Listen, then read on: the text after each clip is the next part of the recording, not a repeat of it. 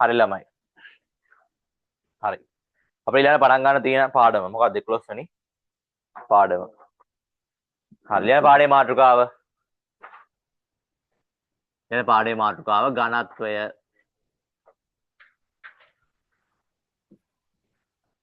හරි. ඊළඟ පාඩේ මාතෘකාව ඝනත්වය. 11 වෙනි පාඩම. හරියන්. පාඩේ මාතෘකාව යන ඝනත්වය.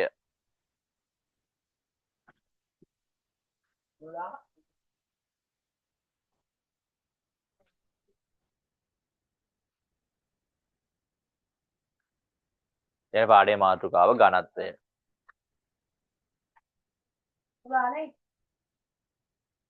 ඔව් ඝනත්වය. හරි.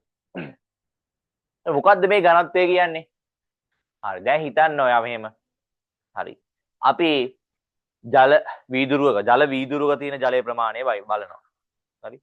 ඊට පස්සේ අපි ගන්නවා ලිඳක තියෙන ජලයේ ප්‍රමාණය. හරි. ඊට පස්සේ අපි ගන්නවා ජලාශයක තියෙන ජලයේ ප්‍රමාණය. හරි. අරගෙන වීදුරුවේ ජලයයි ලිඳක තියෙන ජලයයි ජලාශයක තියෙන ජලයයි හරි. මේ ජලයේ පරිමාව මොකද වෙන්නේ? වෙනස් නේද? හරි. වීදුරුවේ තියෙන ජලයේ පරිමාව අඩුයි. ඒකේ ස්කන්ධයක් අඩුයිනේ. පරිමාවත් අඩුයි ස්කන්ධයක් අඩුයි. එතකොට ජලාශයක් ගත්තොත් ජලාශයක තියෙන ජල පරිමාවත් වැඩි ස්කන්ධයක් වැඩි. හරි. අපි ඉතින් ඔය කියපු අවස්ථා තුනේ ජල ස්කන්ධ හා පරිමා මැනගෙන ස්කන්ධය හා පරිමාව අතර අනුපාතය ගත්තාම හරි ස්කන්ධය හා පරිමා අතර අනුපාතය ගත්තාම හැම වෙලාවෙම ඉන්නේ නියත අගයක්. හරි. ඒ හැම වෙලාවෙම ජලයේනේ හිටියේ. නේ විවිධ ප්‍රමාණයෙන් ජලයේ හිටියේ. හරි. අපි එතන ස්කන්ධයන් හා පරිමාවන් මැනගෙන හරි එන්නේ ස්කන්ධයට අදාළ පරිමාව බෙදුවාම එන අනුපාතය හැම වෙලාවෙම නියතයක්. අන්නේ අනුපාතය තමයි අපි කියන්නේ ඝනත්වය කියලා. ඉන්නේ අනුපාතය තමයි අපි කියන්නේ මොකක් කියලාද? ඝනත්වය කියලා. එහෙනම් හැම වෙලාවෙම ජලයේනේ එතන තිබෙන අවස්ථා තුනේම. අවස්ථා තුනේම ජලයේ තිබ්බේ. අපිට නෑ ඉතින් ඉන්නේ මොකද්ද නියතගයක් විතර එන්නේ. ජලයේ ඝනත්වය තමයි නියතගයක් විතර එන්නේ. ඉතින් ජලයේ ඝනත්වය වෙනස් වෙන්න පුළුවන්ද? වෙනස් වෙන්නේ නෑනේ. ජලයේ පරිමාව අඩු වැඩි වුණා කියලා ඝනත්වය වෙනස් වෙනවද? ඝනත්වය වෙනස් වෙන්නේ නෑ. ඇයි පරිමාව අඩු වුණාම ස්කන්ධයක් අඩුයි. ඉතින් මේ දෙක අතර අනුපාතය කොහොමද? නියතයක්. හරි. ජල පරිමාව වැඩි වුණාම ස්කන්ධයක් වැඩි වෙනවා. හරි. ඒතර අනුපාතය මොකද වෙන්නේ? අනුපාතයේ නියතයක්. අන්නේ අනුපාතය තමයි අපි කියන්නේ ඝනත්වය කියලා. හරි. මේ බලන්න මේ. හරි. ඝනත්වය හොයන සමීකරණේ. ඝනත්වය හොයන්න ළමයි. මේ හරි ලේසි බලන්න මේ. ස්කන්ධය බෙදෙනවා පරිමාවෙන්. ස්කන්ධය බෙදෙනවා පරිමාවෙන්. ස්කන්ධය පරිමාවෙන් බෙදුවම අපිට ලැබෙනවා ඝනත්වය. ස්කන්ධය පරිමාවෙන් බෙදුවම අපිට ලැබෙනවා ඝනත්වය. එහෙනම් අපෙන් විභාගෙදී ආවොත් ඝනත්වය යනු කුමක්ද? ඒක ඝනත්වය යනු කුමක්ද? කොහොමද මේක හඳුන්වන්නේ? ඝනත්වය යනු කුමක්ද කියලා ඇහුවොත් අපි කොහොමද හඳුන්වන්නේ? යම් ද්‍රව්‍යයක අහගන්න මේ. යම් ද්‍රව්‍යයක ඒකක පරිමාවක ස්කන්ධය ඝනත්වය ලෙස හඳුන්වයි. මේ බලන්න මේ. මෙන්න මේ සමීකරණ දන්නවනම් ඝනත්වය හොයන සමීකරණවා දන්නවනම් ඒක දිහා බලලා ඝනත්වය යනු කුමක්ද කියලා ඇහුවොත් වත් නිර්වචන කියා ගන්න පුළුවන්. හරි. මම කියන්නේ හැමදේම පාඩම් කරන්න ඕනද? නෑ. පාඩම් කරගන්න මොකද්ද මතක තියාගන්න මොකද්ද? මෙන්න මේක විතරයි මතක තියාගන්න. ඝනත්වය හොයන්න කොහොමද? ස්කන්ධ බෙදීම පරිමාව. මේක ඇසුරෙන් කොහොමද ඝනත්වය යනු කුමක්ද කියලා ඇහුවොත් විභාගයට කියන්නේ. නිර්වචන දෙන්න කොහොමද? මේ යම් ද්‍රව්‍යයක හරි යම් ද්‍රව්‍යයක ඒකක පරිමාවක ස්කන්ධය ඝනත්වය ලෙස හඳුන්වනවා. හැම වෙලාවෙම යටින් එක්කනා කියන්න කලින් අපි කියන මොකද්ද වචනේ? ඒකක. මම කලිමුත් කියන්නේ මොකද? මේ යටින් එක්කනා කියන්න කලින් මොකද්ද කියන්නේ අපි? ඒකක. හරි? මම මාත් එක ආයෙ පාරක් කියන්න. යම් ද්‍රව්‍යයක ඒකක පරිමාවක ස්කන්ධය ඝනත්වය ලෙස හඳුන්වනවා. හැමෝම කියන්න ඕන. යම් ද්‍රව්‍යයක ඒකක පරිමාවක ස්කන්ධය ඝනත්වය ලෙස හඳුන්වනවා. ආයෙ පාරක්. යම් ද්‍රව්‍යයක ඒකක පරිමාවක ස්කන්ධය ඝනත්වය ලෙස හඳුන්වනවා. හරි? ඒකක පරිමාවක ස්කන්ධය ඝනත්වය ලෙස හඳුන්වයි. පැහැදිලිද? හරි. හරි. මේ බලන්න. හරි ඝනත්වයට අපි සාමාන්‍යයෙන් දාන්නේ මෙන්න මෙහෙම සංකේතයක්. P නෙමෙයි මොකද්ද ඔය? p අකුරු වගේම තමයි p නෙමෙයි හරි. හරි ඝනත්වයට. හරි ඔයගොල්ලෝ අපි කියන්නේ රෝ කියලා හරි. හරි. හරි. ස්කන්ධෙට දාන්නේ මොකද්ද කියලා දන්නවනේ අපි. මොකද්ද? ස්කන්ධ දාන්නේ m අකුර. පරිමාණ දාන්නේ v අකුර. එතකොට අපිට එනවා සමීකරණ කොහොමද? රෝ සමානයි m බෙදීම v. ඒ කියන්නේ ඝනත්වය සමානයි ස්කන්ධය බෙදීම පරිමාව. ස්කන්ධය බෙදීම පරිමාව. හරි. හරි. මේක p නෙමේ රෝ. හරි. සාමාන්‍ය ඝනත්වයෙන් ඉංග්‍රීසියෙන් කියන්නේ density නේ. හරි. ඒක සාමාන්‍ය අපිට d අකුරක් පාවිච්චි කරනවා. හරි. ඒක අපි සාමාන්‍ය සම්මතයක් වෙයි පාවිච්චි කරන මොකද්ද? මෙන්න මේ සංකේත තමයි ඝනත්වය පාවිච්චි කරන්නේ. හරි. m කියන්නේ ස්කන්ධය, v කියන්නේ පරිමාව. ඒ වයින් ඒකකයනේ. මේ ඒකකය නෙමෙයි කියන්නේ. පැහැදිලිද? ස්කන්ධෙන් ඉංග්‍රීසියෙන් කියන්නේ මාස් කියලානේ. හරි. ඒකේ m අකුර තමයි මේ තියෙන්නේ. පරිමාණ වොලියුම් කියලා කියන්නේ. ඒක v අකුර තමයි මේ තියෙන්නේ. පැහැදිලිද? හරි. ඒකකක පල්ල ගන්න එපා. හරි. හරි. හරි. ලියන දරුවක් දාලා මේව. නෑ මම ඒක දැන් ඒකක ඊළඟට කියලා දෙනවා. හරි. ඒකක වෙනවා ඊළඟට. හරි. ලියන දරුවක් දාලා යම් ද්‍රව්‍යයක ලියන දරුවක් දාලා යම්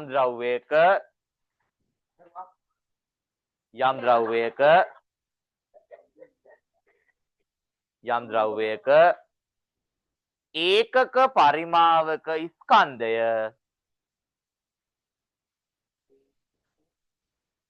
යම් ද්‍රව්‍යයක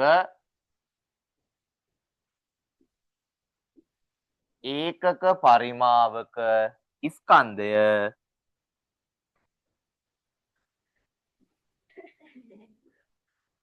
පරිමාවක ස්කන්ධය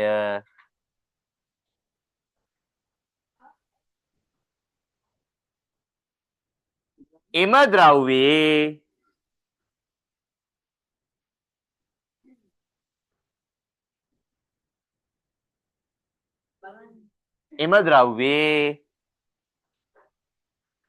ලියන පාඩ පැනකින් ඝනත්වය එම ද්‍රව්‍යයේ ලියන පාඩ පැනකින් ඝනත්වය ලෙස හඳුන්වයි. ඝනත්වය ලෙස හඳුන්වයි.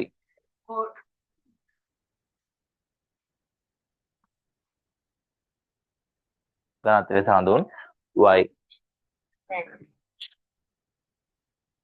ඝනත්වය ලෙස හඳුන්වයි. හරි. මේ බලන්න මේ.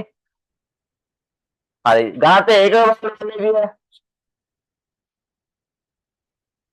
ඝනත්වය ඒක ගන්න විදිය බලන්න මේ. හරි. අපි දැන් මේ සූත්‍ර දන්නවනම් ඝනත්වය හොයන සමීකරණ දන්නවනම් ඝනත්වය හොයන සමීකරණ සූත්‍ර දන්නවනම් හරි අපිට ඒකක ටික ආදේශ කරලා ඝනත්වය ඒකක හොයාගන්න පුළුවන්. හරි. මේ බලන්න මේ ස්කන්ධයම ඉන්නේ සාමාන්‍ය ග්‍රෑම් ගත්තොත්. හරි. අපි ග්‍රෑම් ගත්තොත් මෙතන අපි පරිමාණ ගන්න ඒකකය ඝන සෙන්ටිමීටර්. හරි. මේ පරිමාණ මතකයි නේද? පරිමාණය කොහොමද? දිග ගුණ කිරීම, පළල ගුණ කිරීම, උසනේ. සෙන්ටිමීටර් තුන් පාරක් ගුණ වුණොත් ඝන සෙන්ටිමීටර් පරිමාණ ඒකකෙන්නේ. හරි. මම දැන් කියලා දීලා තියෙනවා මේ යට ඉන්න ඒකකේ උඩට යද්දි මොකද වෙන්නේ? මෙයා ඍණ වෙනවා. මතකද? මෙයා කටපාඩම් කරගන්න දෙයක් ඉන්න විදිය විතරයි මතක තියාගන්න. මෙහෙමයි එන්නේ. ඒක හැමතැනම මේ විදියමයි. නේ? මොකද වෙන්නේ එතකොට? සෙන්ටිමීටර් ඝන සෙන්ටිමීටර් උඩට එද්දි ඝන සෙන්ටිමීටරය ට වෙනවනේ. ඍණ වේ කියවන්නේ කොහොමද? ඝන සෙන්ටිමීටරය ට ග්‍රෑම්. මේ කියවන්නේ කොහොමද? ඝන සෙන්ටිමීටරයට ග්‍රෑම්. මේ කියවන්නේ කොහොමද? ඝන සෙන්ටිමීටරයට ග්‍රෑම්. හරිද? ඝන සෙන්ටිමීටරයට ග්‍රෑම්. හරි. මම ස්කන්ධය කිලෝග්‍රෑම් වලින් ගත්තොත් මම පරිමාව ගන්න වෙන්නේ සම්මත ඒකකයේ වෙන ඝන මීටර. ඒ කියන්නේ දිගයි පළල උසයි ඔක්කොම මොනවද? මීටර වලින් හිටියොත් ඝන මීටර වලින් පරිමාව වෙන්නේ. හරි. ස්කන්ධය කිලෝග්‍රෑම් වලින්. එතකොට ඒකකේ එන්නේ කොහොමද? ඝන මීටර යන උඩට.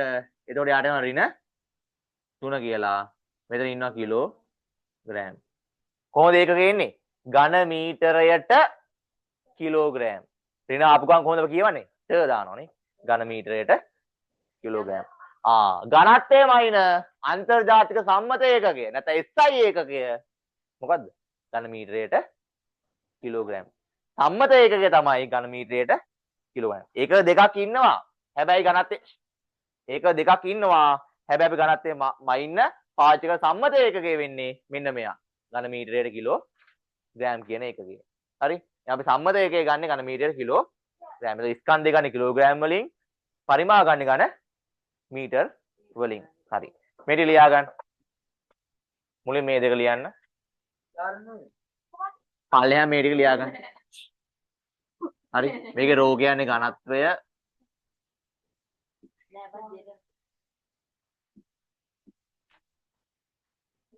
m කියන්නේ ස්කන්ධය. v කියන්නේ පරිමාව. ඒක ඝනත්වය ස්කන්ධ බලවේගනේ කියලා. හා? මුලින්ම මේක ලියන්න. එතන මේක ලියන්න. එතන මේ ටික ලියලා පැත්තෙන් කොටු කරගන්න. කොටු ගන්න එපා. මේ ටික පැත්තෙන් ලියන්න. හරි? ඊට පස්සේ තමයි ඝනත්වය ඒක කියලා මේ ටික ලියා ගන්න. පැහැදිලිද? මුලින් මෙන්න මේ දෙක ලියා ගන්න. හරි? ඊට පස්සේ ඒක යට මේ ටික ලියා ගන්න. රෝ කියන්නේ ඝනත්වය, m කියන්නේ ස්කන්ධය, v කියන්නේ පරිමාව කියලා. ඊට පස්සේ ඝනත්වය ඒක කියලා මෙන්න මේ දෙක ලියා ගන්න. ඉතින් p අකුරම තමයි මේ පොඩ්ඩක් මේ ඇලේට මෙහෙම ලියන්න. හරි? ඔකට අපි කියන්නේ රෝ කියලා. හරි? ඝනත්වය එක ඔය සංකේතය කියන්නේ මොකක්ද අපි? රෝ සමාන m බෙදීම v. හරි?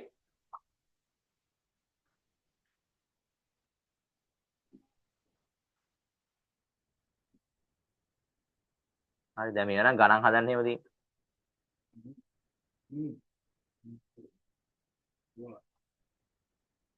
හරි මෙතන ආවා ඝන සෙන්ටිමීටරයට ග්‍රෑම් මෙතනින් ආවා ඝන මීටරයට කිලෝ ග්‍රෑම් මේක තමයි අන්තර්ජාතික සම්මත ඒකකය.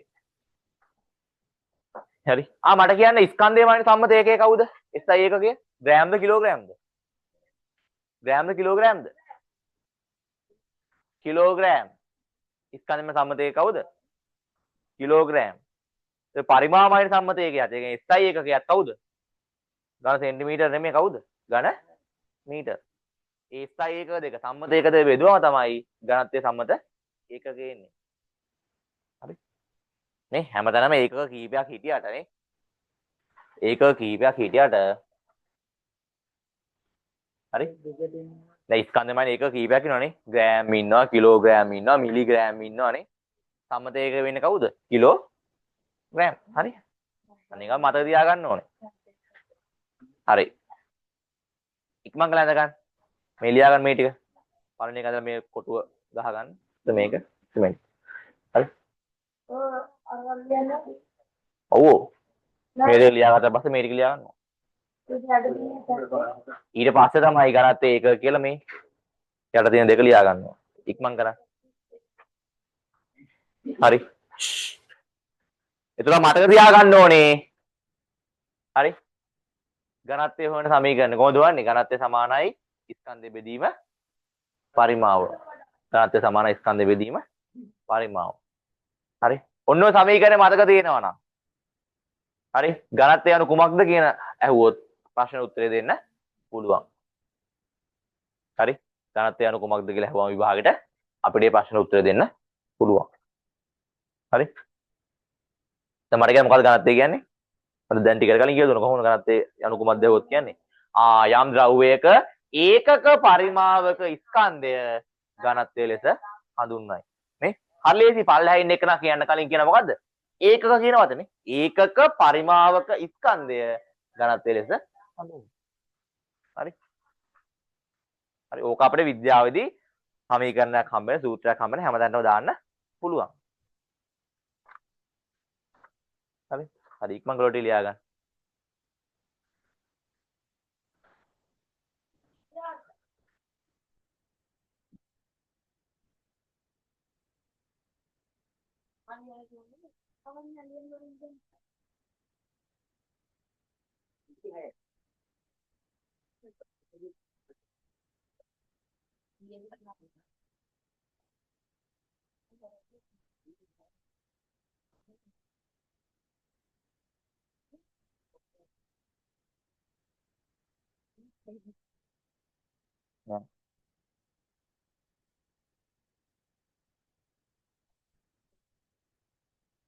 හරි ඉක්මන් කරලා ලියා ගන්න.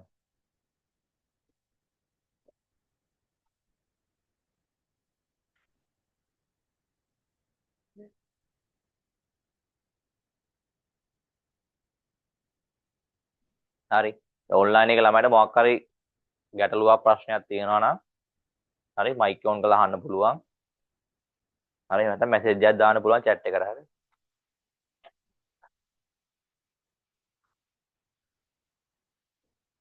එන කිසිම ප්‍රශ්නයක් තියාගන්න එපා. මොකද පන්තිකට එන්නේ. හරි. වැඩේ පුළුවන් කරගන්නනේ. මොකක් හරි ගැටලුවක් තියෙනවා විසඳගෙන යන්න ඕනේ. හරි. අපිට මේකෙන් තියෙන ගණන් හදන්න තියෙනවා ඊළඟට. හරි. ඊළඟට තියෙන ස්කන්ධයේ පරිමාව දුන්නට පස්සේ ගණන්ත්‍ය කොහොමද හොයන්නේ? ඔව්. හරි.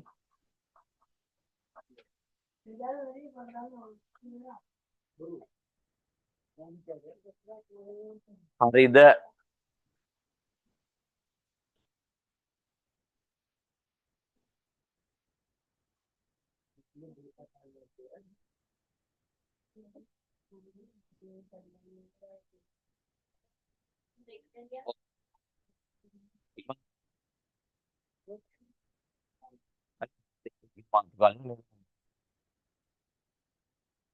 ඉවරද?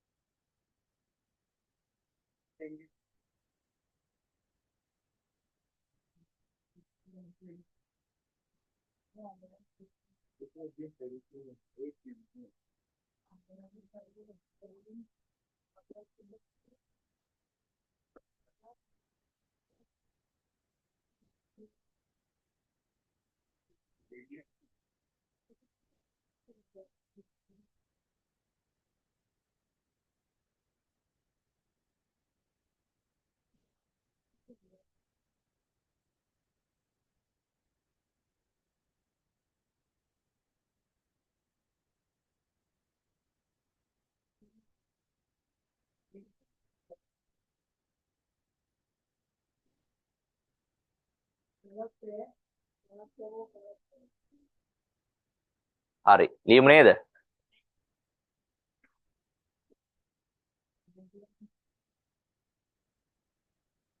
ලියාගෙන ඉවරද හැමෝම? ඔයාලා ඉවරද? හරි. පළඳරොත් දාලා ලියන්න.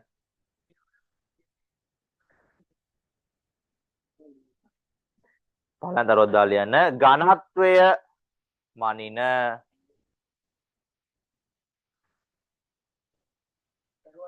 ඔක්කොම ලියාගෙන යන්න ඕනේ. ලියලා ඉවරයි වගේ ඉන්නව ළඟ ඉන්න එකක්ද කියෝ කිව්වා. මම පොත පෙන්නලා යන්නේ හරි. හරි පළඳරොත් දාලා ලියන්න. ඝනත්වය මනින සම්මත ඒකකය ඝනත්වය මනින සම්මත ඒකකය වහන්න තුල SI ඒකකය මෙහෙම. Capital S අකුරයි I අකුරයි. SI ඒකකය ඝන මීටරයට කිලෝග්‍රෑම් වේ. නේද? ඝන මීටරයට කිලෝග්‍රෑම් වේ. ඝනත්වය මනින සම්මත ඒකකය වහන්න තුල SI ඒකකය ඝන මීටරයට කිලෝග්‍රෑම් වේ. ඝන මීටරයට කිලෝග්‍රෑම් වේ.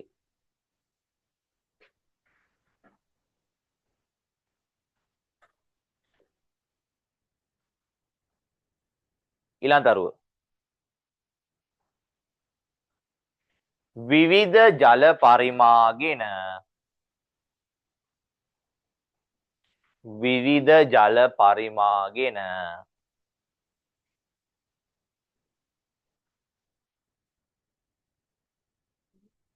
විවිධ ජල පරිමාගෙන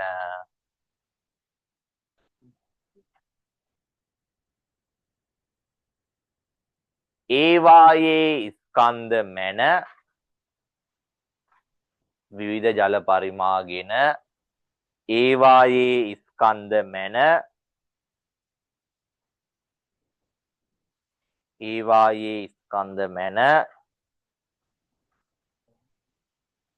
ඒවායේ ස්කන්ධ මැන ස්කන්ධය පරිමාවට දක්වන ස්කන්ධය පරිමාවට දක්වන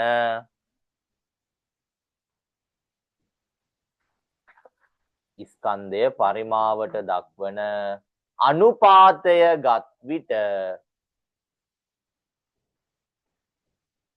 ස්කන්ධය පරිමාවට දක්වන අනුපාතය ගත් විට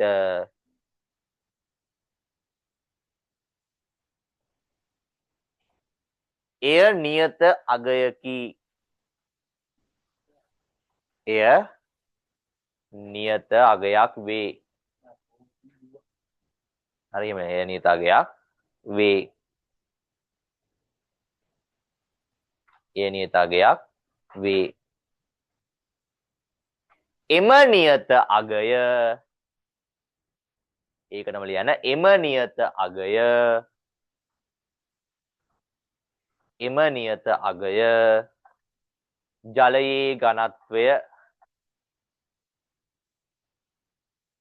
එම නියත අගය ජලයේ ඝනත්වය වේ. එම නියත අගය ජලයේ ඝනත්වය වේ.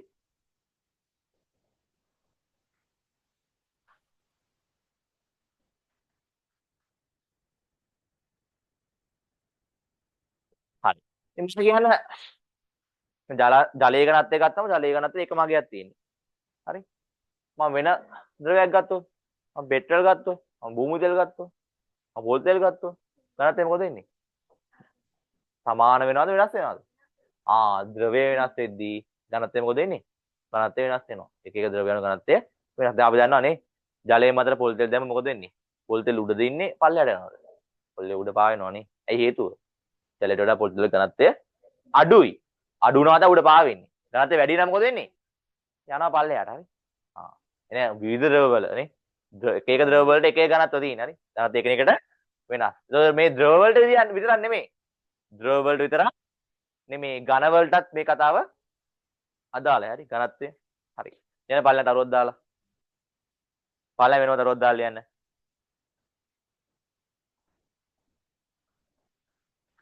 විවිධ ද්‍රවවල ඝනත්වය විවිධ ද්‍රවවල ඝනත්වයන් විවිධ ද්‍රවවල ඝනත්වයන් එකිනෙකට වෙනස් වේ. විවිධ ද්‍රවවල ඝනත්වයන් එකිනෙකට වෙනස් වේ. විවිධ ද්‍රවවල ඝනත්වයන් එකිනෙකට වෙනස් වේ.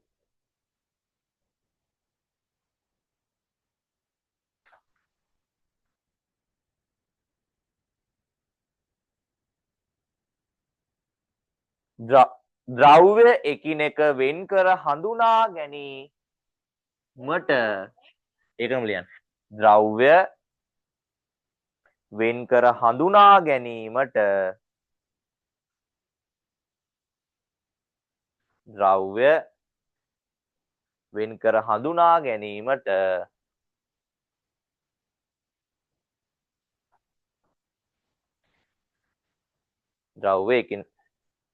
ද්‍රව්‍ය වෙන් කර හඳුනා ගැනීමට ඝනත්වය යොදාගත හැක.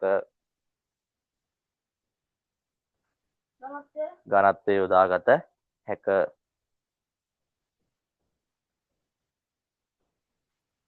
හරි.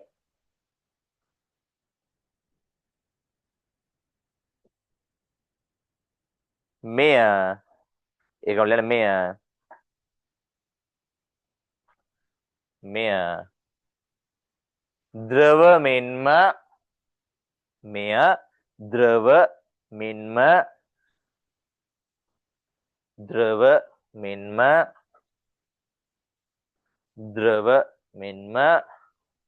ඝන ද්‍රව්‍ය සඳහාද ද්‍රව මෙන්ම ඝන ද්‍රව්‍ය සඳහාද පොදුය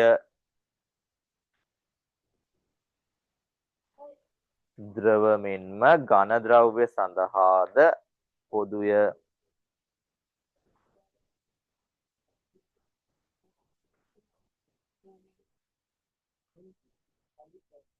හරි හරියට ප්‍රශ්නයක් හරි හරි ප්‍රශ්නය ලියලා පළවෙනි එක මම කියලා දෙනවා දෙවෙනි එක ඔයාලා ගෙදරින් හදන්න තියෙනවා එන්න අංක 1 ප්‍රශ්නේ ලියන්න ඔව් ලියන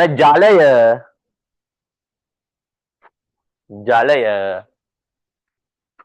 ඝන මීටර් දෙකක මේව ලියන්නේ මේ ජලය ඝන මීටර් දෙකක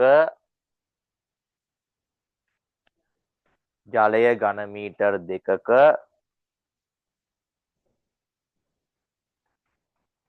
ස්කන්ධය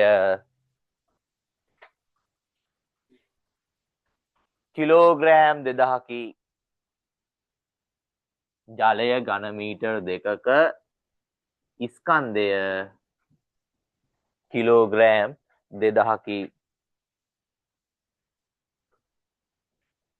කිලෝග්‍රෑම් 2000කි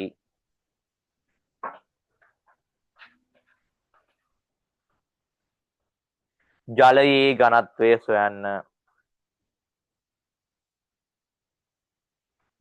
ජලයේ ඝනත්වය සොයන්න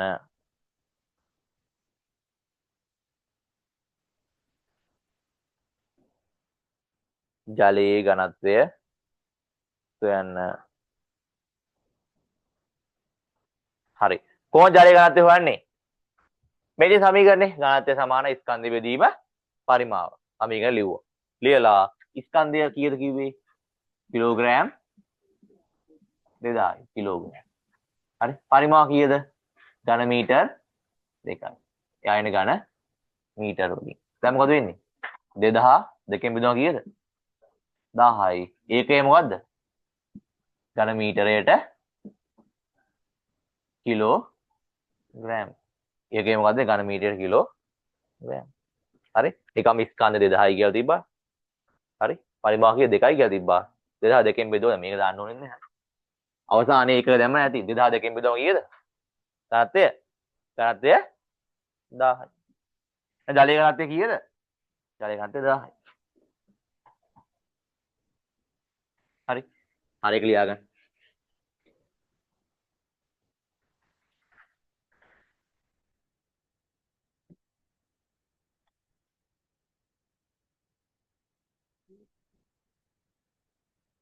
හරි අංක 2 මේ ලියාගන්න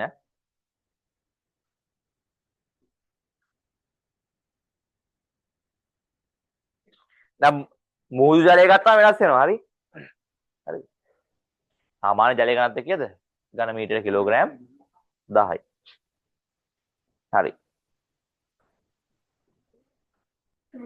දැන් අංක 2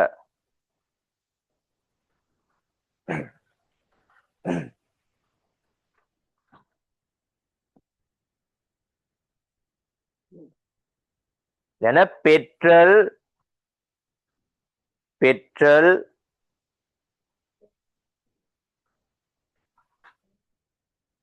ඝන මීටර් 3ක මෙතන බෝඩ් එකේ පෙට්‍රල් ඝන මීටර් 3ක ඝන මීටර් 3ක ස්කන්ධය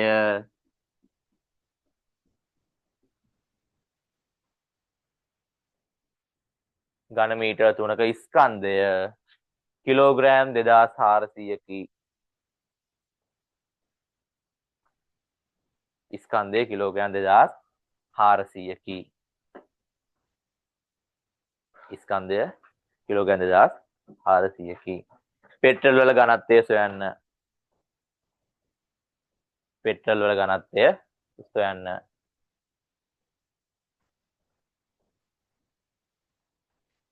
පෙට්‍රල් වල ඝනත්වය සොයන්න.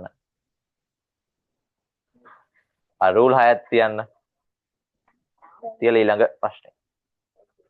මේ ජාතියේම ප්‍රශ්නයනේ මේ දුන්නේ. බිඳුව එක උත්තරේ එනවන්නේ. ඔව්. ප්‍රශ්න 3 අවසාන එක්කන හරි. මේක ප්‍රශ්න 2. හරි ප්‍රශ්න 3. ඉඩ තියාගන්න හරි. රූල් 6. ප්‍රශ්න 3. ඝනත්වය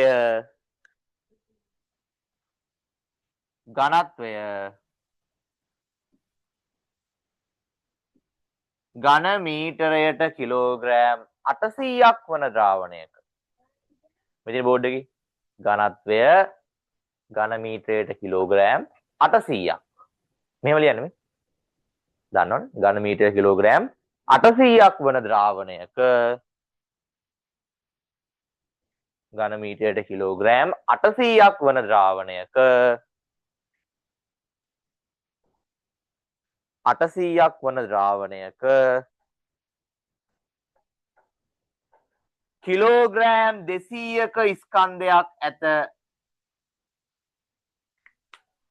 කිලෝග්‍රෑම් 200ක ස්කන්ධයක් ඇත.